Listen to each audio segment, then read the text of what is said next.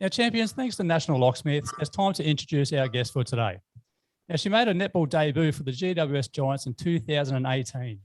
She's won a silver medal in 2017 at the 2017 Netball World Youth Cup. She made the Australian Diamond Squad in 2019 and again has been named this year, which is an outstanding achievement. In 2020, she was the Giants MVP. Let's make her feel welcome. Welcome to the Armchair Champions, Kiera Austin. Hey, Kiera. Hello, how are you guys going? Yeah, good. I'm good. I'm in Noosa. Oh, geez, stop it. I know. What do I do to get out of in. lockdown? I'm making the not most in of it. bubble. Yeah, exactly. Let's rip the Band-Aid straight off. Now, it didn't go your way on the weekend, and commiserations, but I'll tell you what a bloody good season the Giants had. You've got to be proud with the girls. Yeah. Oh, definitely. They've had a really good season considering, we started at home playing a normal regular season, and then we've left and been on the road for about 10 weeks now.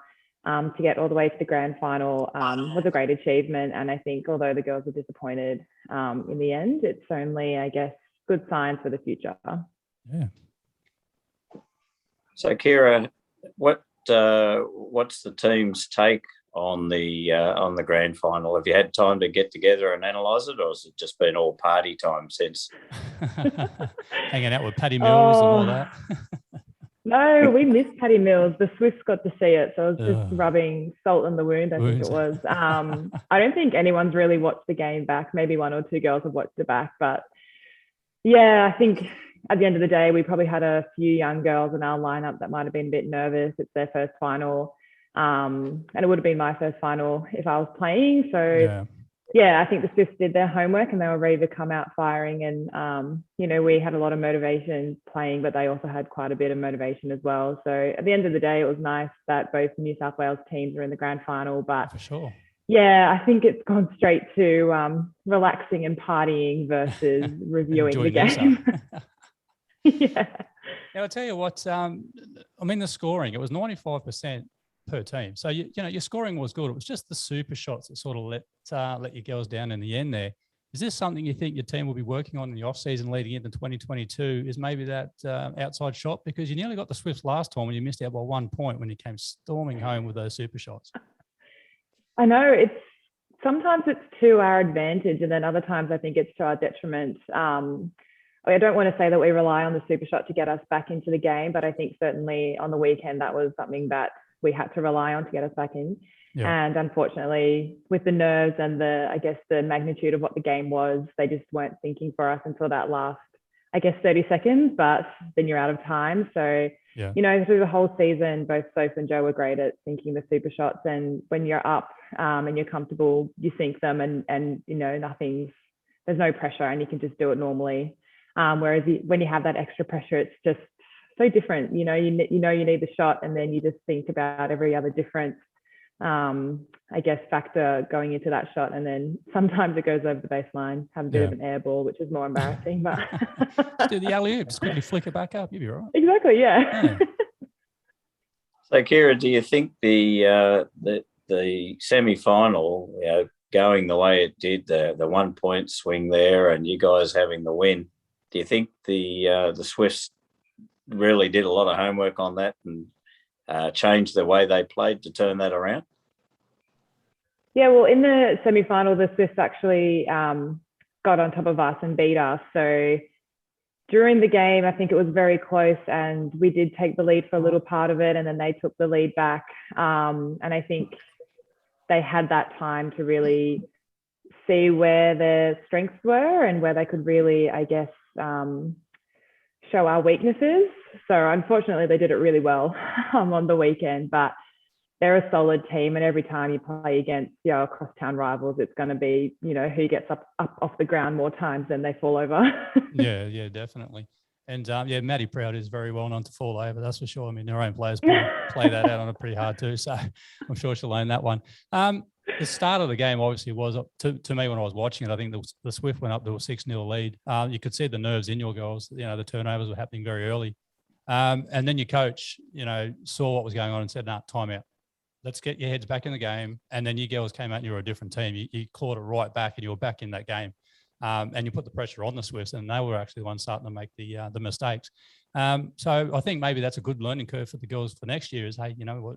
Okay, get that out of your system. If you experienced it, there's an old saying, you got to lose one to win one. So moving to 2022, you girls got to be pretty confident that you're going to be up there again. Yeah, I'd say so. I think it was, as much as you don't want to rely on it just being an experience for the girls, I think they wanted to make the most of it and they wanted to come out winning. It is an experience. And I said to a lot of the younger girls, remember this feeling and remember how shit you feel that you've lost, especially to your crosstown rivals. Like you don't want to feel that way again. So I think in time, the girls will watch the game back and see where they could have done better or what they could have done more in defense or anything like that. But yeah, I think going into next year, there'll be a lot of more confidence. You've had like a season playing. Hopefully we're playing at home. As much as you don't think being on the road adds into your game, it really does. It kind of affects your little support network. After a game, you usually just go home to your family and you don't have to talk about netball. But when you're away on the road for 10 weeks, you're just surrounded by it constantly. Yeah, so definitely a lot of positive signs. Your Giants definitely got us back because I'm a Sydney Swan supporter. You bastards. What you did to us on the weekend, that's just blue murder. We were watching it after our game too, and we could not believe how many shots on goal the Swans missed in that last 2 minutes. I'm happy about it. Yeah, I bet you are. You got one back. It's really turning into a great crosstown rivalry, isn't it, in both codes? Yeah, definitely. For sure. It's going to be great next year. So how's your, Kiera, how's your recovery going with the from the ACL? Yeah, it's going really well. I'm about 3.5 months post-op. So I had my first kind of run the week before the prelim final, which was great. I didn't know I was running that day and all the girls were training normally. And then they just saw me bawling my eyes out in the corner because it was such a big moment for me. And they all came running over. Yeah, I know. I was like, strap me up. I'm good to go. Put me in, coach. Put me in. Oh, yeah, I know. But yeah, it's going really well.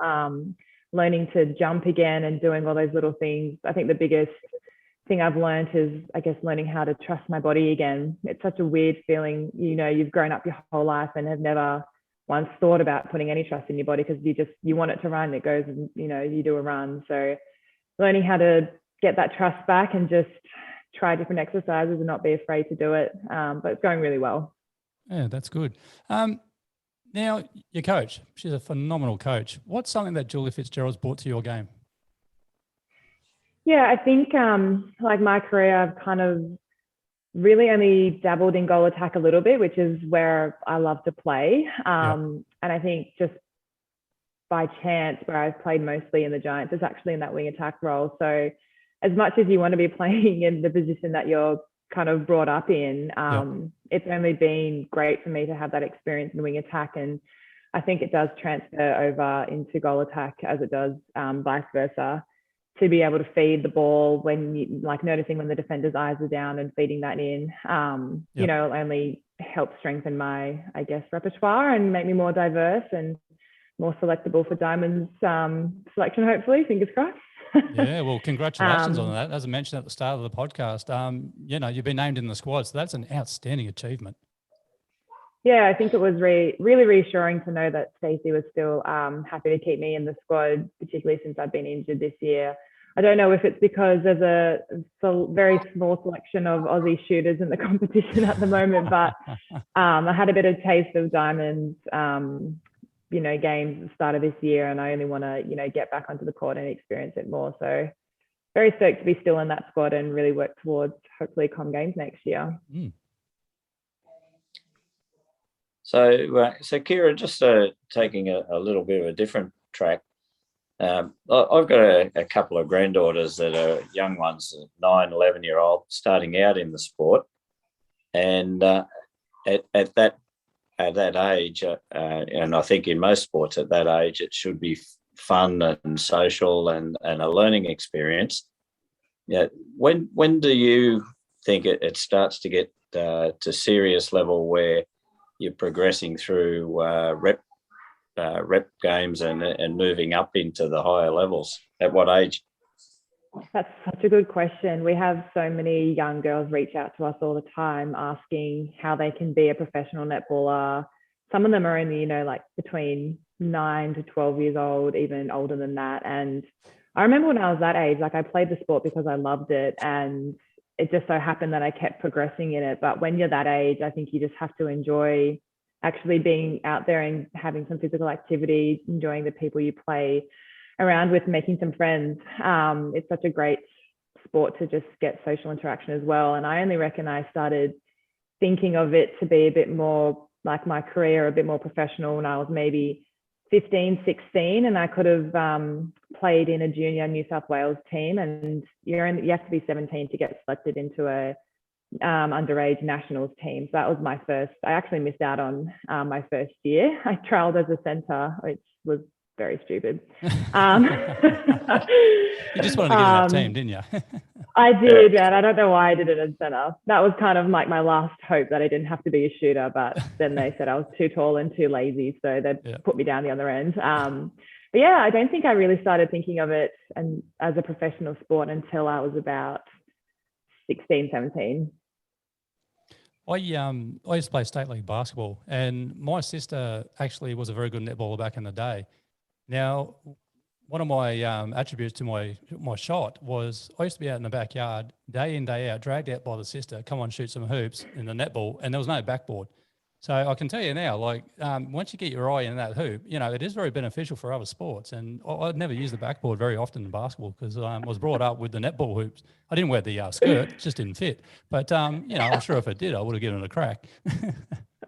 The skirt My would partner look actually good. plays basketball, and I always tell him that I'm a better shooter because he can't shoot without the backboard. Yeah.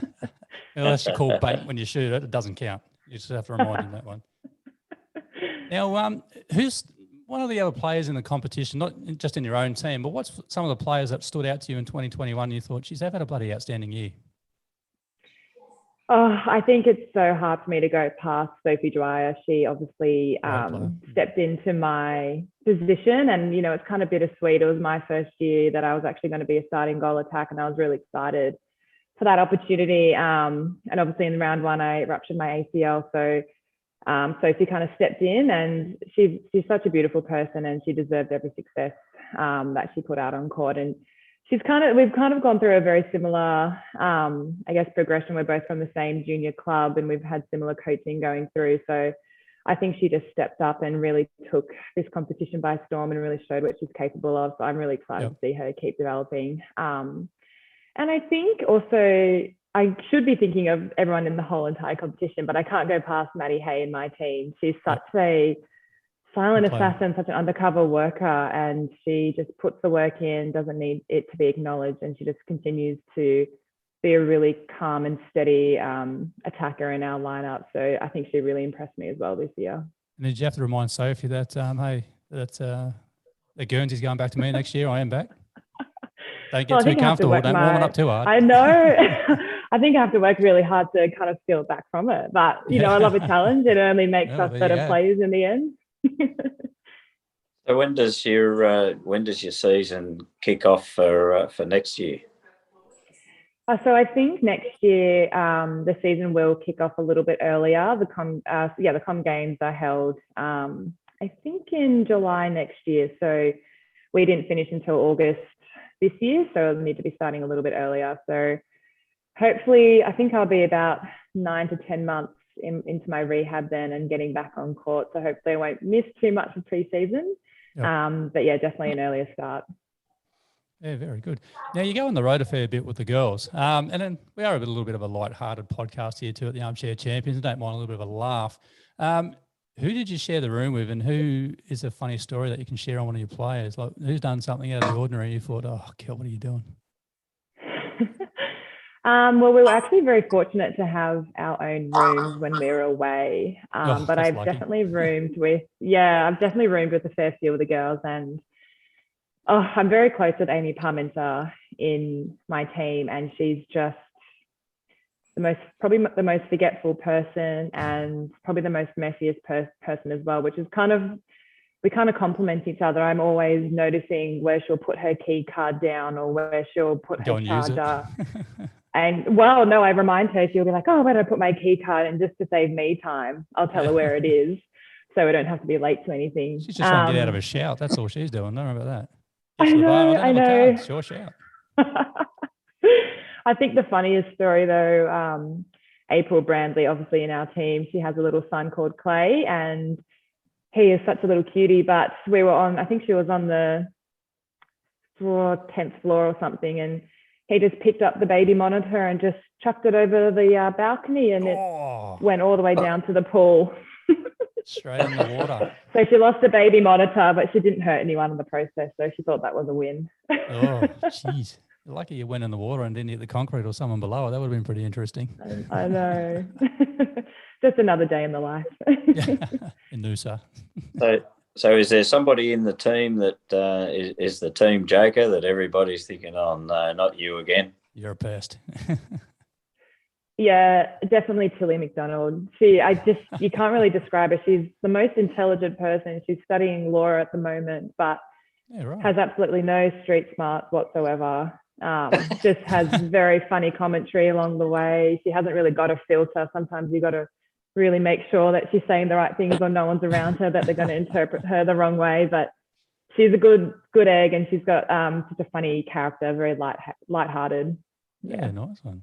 Now, you mentioned the university. You're studying yourself. What are you studying at university? I'm currently finishing off a medical science degree. It's taken me quite a few years to get through. So I should graduate halfway through next year. That's Don't impressive. ask me what I want to do with it though, because I'm not sure. Well, there goes my next question. Yeah. What's life after netball like? I don't know yet. Yeah. But it's kind of in the medical field. Now, yeah, something in that field. Yeah. Oh, good one. Well, let's go goals afterwards. Now, we've had Paige Halley on the show a few times, and we've always asked her, like when there were no crowds and things like that, sledging became very, you could hear it a lot. Let's just say that, very obvious. What's one of the best sledges you've heard from an opposing player or fan you thought, yeah, I'll pay that. That's all right? It was weird when we didn't have crowds last year. I could definitely hear the people in the crowds. I got called a princess once, which I didn't take very lightly. I was like, I'm going to find you, whoever said that. But I think one of the sledges I heard this year, someone said to one of our attackers, we know you're the biggest actress in the league. We prepared for your acting or something like that. What? Yeah, and then she sunk a super shot, or I just gave away that she was a shooter, but sunk a super shot and then said, yeah, I like to act. It's my best quality. Oh, that's it. You can get away with it. I mean, that's something that was pretty big in the actual grand final was the penalty count. It was pretty lopsided, I thought. The whistle was blown a little bit too hard and the P went flying one way. Yeah, it really depends on the umpires you get, and it's such a difficult job. I would hate to be an umpire, but for sure. I think especially this game if you're umpiring Toby Green. Don't even talk about Toby Green. He's on some shit. I know, 3-match ban, silly duffer. They're going to anyway, too. I think the AFL is going to take him and appeal that decision. Yeah. Well, fingers crossed he can play, but I doubt it. Yeah, no. I think the games where the umpires kind of let the contest go and let it just be a 50-50 hustle for the ball, I think they're the ones that flow a little bit easier. Yep. But yeah, I think it just depends on the day whether or not they're whistle happy or not. Definitely. So, Kiera, while you've been up there in Queensland, like all the girls, is there a real camaraderie between the teams, or does everybody just stay to themselves and bash each other when you get out on court? I think it was lucky that the Swifts stayed in Brisbane and we stayed on the Gold Coast, so we didn't run into each other. We might have had a few sabotages before the game. Bit of Denko. I think there is you never know. I think there is a bit of camaraderie off the court. Sorry. I think particularly the girls that are in the Diamond squad or the girls that are in the English Roses teams, they obviously have a connection outside of their domestic club. So we send them messages and stuff. I know for Maddie Proud, it was her, the last time the Swifts were on the grand final, she couldn't play because she had her ACL injury. So I just said to her, obviously disappointed that our team lost, but I was excited for her to have her grand final moment. So there definitely is camaraderie off the court, but when you get to the game time, it's all in or nothing. And it was big that her parents were able to come up from Adelaide as well to actually witness that. So it was pretty good that they could be there to see that too. So yeah, I thought that was pretty touchy. I didn't actually know that. Yeah, that's awesome. No, they flew up for it. So that was pretty good. As a kid growing up, who was your idol in any sport? I think growing up, I'm such a daddy's girl. Like whatever dad supported, I would support. He used to go for the Broncos and the Maroons.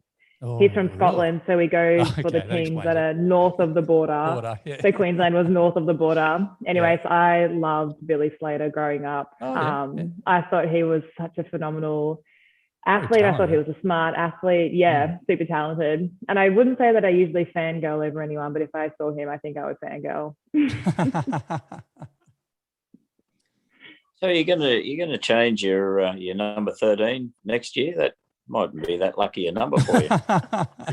Yeah, I might have to. I'll see if I can get that changed. Yeah.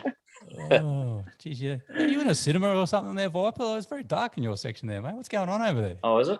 I'll have to go and turn the light on. Yeah, it's in COVID, mate. Not supposed to be outside. What's going on, mate? Our sun's gone down here. Yeah. Yeah, definitely not in God's country, that's for sure.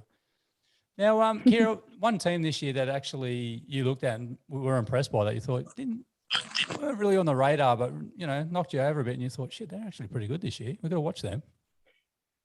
Yeah, I think it would definitely have to be the Firebirds. We obviously got the better of them in the first kind of game we played this season, and they stuck with us for the majority of the game, and it was only really in the last quarter that we got them. And then when we played them in Melbourne, they definitely schooled us and got the better of us by a mile. So yeah, I think they've got a lot of growth in their team. They've got some really good players as well. So I think in the next couple of years, they'll be quite competitive. Also the Magpies too. I thought the Magpies had a pretty good season. I think they flew under the radar a little bit. Yeah, they've had a few games where they came out and really played really well. And I'm tempted to say it depends on whether Shimona's hands are feeling sticky. Oh, very good. You're right there, Viper. Yeah, I was just playing with the background. His lighting situation. Should not playing solitaire on your phone or something? What's going on, mate? No, it's not looking. Let's see. We'll get back around this way. Okay. Well, Kiera Austin, I know your time is very precious, and once again, thank you very much for taking your time out. I know, being the weekend, not many people want to reach out after the team's had a loss, but we do appreciate your time, and you've been an outstanding sport, and congratulations on making the Diamond Squad too. That is an outstanding achievement, and good luck in 2022. I think you girls are going to be right back up there again. So hold your heads high, because I'll tell you what, you haven't let anyone down in Sydney, and everyone from down here in Sydney is so proud that we had 2 Sydney teams, and just showing that we're setting the netball world on fire. And congratulations on a great season once again. Thanks for coming on the Armchair Champions. And good luck with your rehab. Having me. Oh, thank you. That's my next goal for the next couple of months. But yeah, definitely a very big season. Very grateful to have been able to travel with the girls. And although it's over now, I'm kind of glad to have a bit of R&R time. So hopefully get back to Sydney soon and the COVID cases start to lower. Well, you might want to stay up in Noosa for a bit. Yeah, I think so. Yep. All right. Once again, thank you very much, Kiera Austin.